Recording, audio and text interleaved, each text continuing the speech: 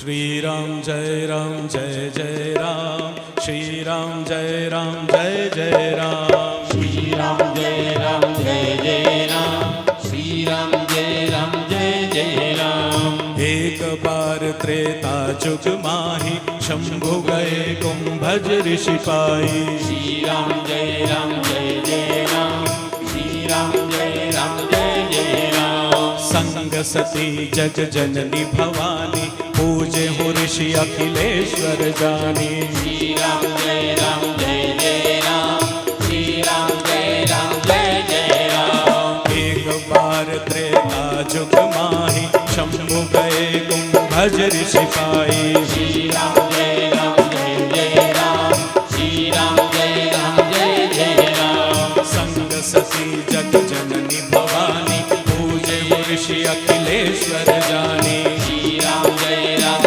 जय राम, श्री राम जय जय राम। राम कथा मुनि बरज बखानी, सुनि महेश परम सुख मानी।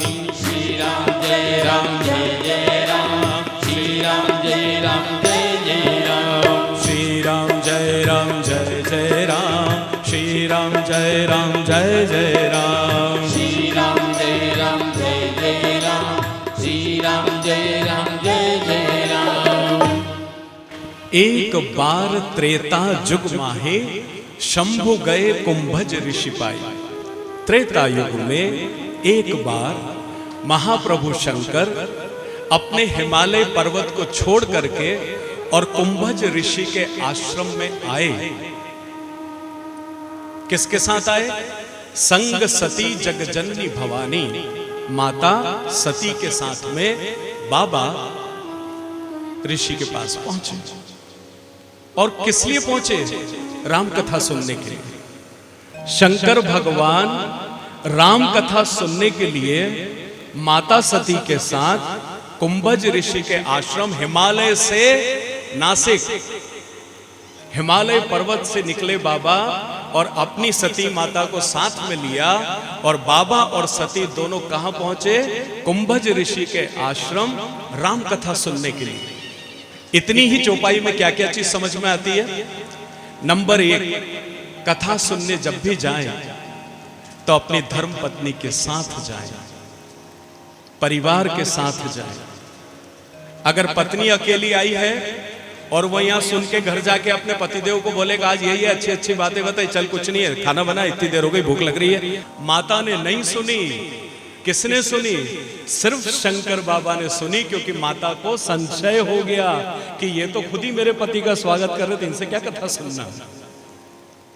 और इस वजह से माता का वो संशय, वो इस दुनिया से चली गई। आखिरी में उनको यज्ञ में कूदना पड़ा, लेकिन वो संशय दूर नहीं हुआ। क्यों? क्योंकि ईश्वर पर अविश्वास किया है। तो श्रद्धा और विश्वास चाहिए। तो संग सती जग जननी भवानी, हिमालय से नीचे आओ, कथा सुनना है तो मान सम्मान त्याग पद सब छोड़ करके बैठो, परिवार के साथ आकर के बैठो और फिर कथा को ध्यान से सुनो। तो फिर इस कथा का कोई मतलब है। इस चौपाई का ये संदेश है महाराज। चलिए आइए, अब बजरंग बाबा कैसे अवतार लिए और बजरंग बाबा को क्यों आना पड़ा, इस पर अब अपन बहुत अच्छा कुछ सुनते हैं और एक अच्छा कीर्तन साथ में हम करेंगे। शुरुआत करते हैं और पहले इसको समझने की कोशिश करते हैं। कथाएं सबकी सुनी हुई होती है, लेकिन जब बैठते हैं तो कोई नया तत्व मिलता है और जो आपके जीवन में सुधार लाता है। तो अब आप देखिए कि हुआ क्या था। आपको पता है बजरंग बली शंकर जी बने थे। शंकर बाबा बजरंग का अवतार लेकर के आए थे। अब ये कैसे हुआ और शंकर बाबा को ऐसा क्यों करना पड़ा, इसके बारे में मैं कुछ चीज आपको बता रहा हूं। शंकर जी के इष्ट छोटे प्रभु श्री राम। देखिए, जिस तरह से कुछ लोगों के इष्ट लड्डू गोपाल होते हैं, छोटे कृष्ण जी, वो उनको बिठाते हैं और कुछ बड़े कृष्ण जी को पूजते हैं। इसी तरह से कुछ हैं जो छोटे राम लला को पूजते हैं। तो शंकर जी के जो इष्ट है ना, वो छोटे वाले रामचंद्र जी जब जन्म लेते हैं तब वाले।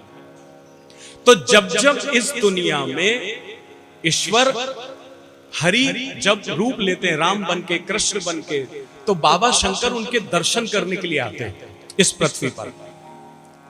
तो देखिए ये पूरी घटना क्या है और किस तरीके से ये सब चीज होती है। आनंददायक घटना है, सुनिए, आपको खूब मजा आएगा और अच्छा लगेगा। मन से सुनिए और जहां इच्छा हो थिरकने की बिल्कुल थिरकिए और समझने का प्रयास कीजिए। तो अब प्रभु श्री राम का जन्म होता है। छोटे से प्रभु हैं, अयोध्या में माँ कौशल्या के महल में बाबा पालने में लेटे हुए हैं और ऊपर इधर शंकर जी जो है वो चलना शुरू करते हैं प्रभु के दर्शन के लिए, पृथ्वीलोक के लिए।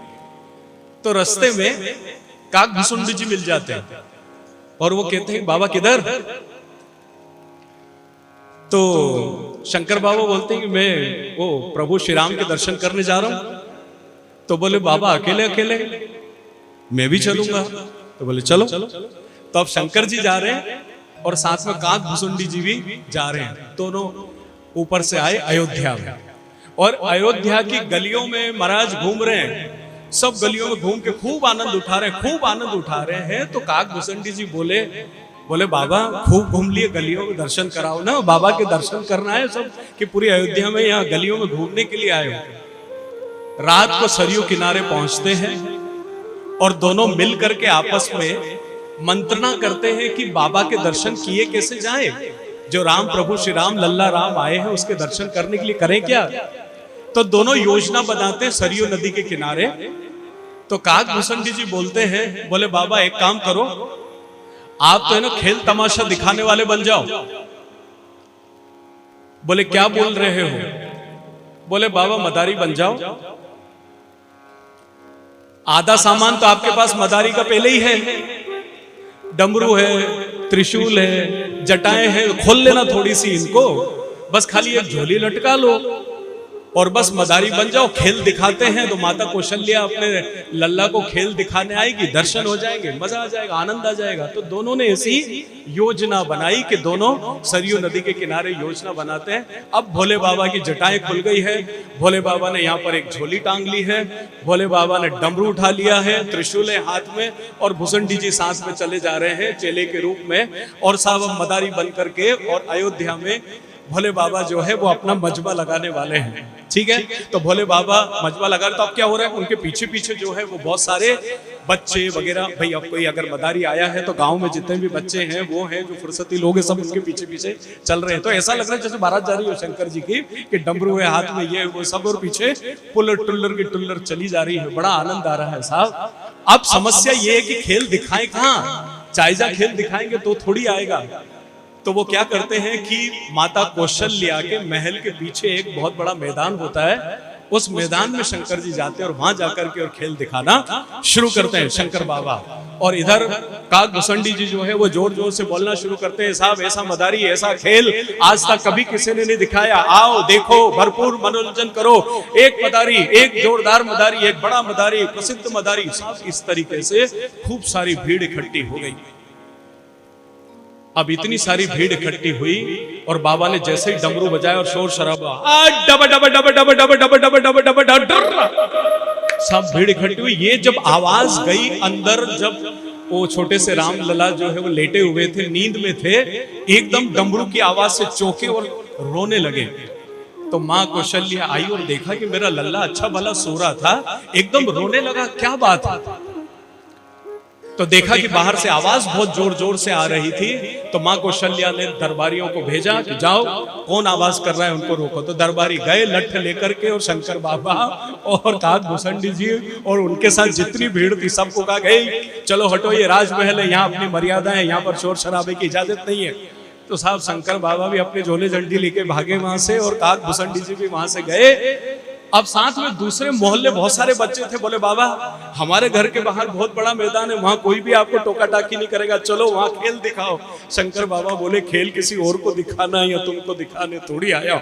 तो साहब दोनों शंकर बाबा और वो फिर से वापस सरयू नदी के किनारे पहुंच गए। और सरयू नदी के किनारे पहुंचे तो उनके पीछे बच्चे भी दौड़ रहे हैं, सब दौड़ रहे हैं, और भोले बाबा की बारात जो है वो चली जा रही है। बस ऐसी, ये ऐसी बारात थी साहब कि इस बारात में दूल्हे की कोई दुल्हन नहीं थी, कोई कुछ भी नहीं था, बस बाराती थे और अनजान बाराती थे और बाबा की चली जा रही थी। मुझे यहाँ पर बाबा की बारात का एक भजन याद आ रहा है, पहले उसका आनंद उठाते हैं और उसके बाद फिर अपन फिर दूसरी युक्ति क्या भिड़ाते हैं, फिर उस पर अपन आते हैं कि कैसे वो प्रभु राम के दर्शन करते हैं।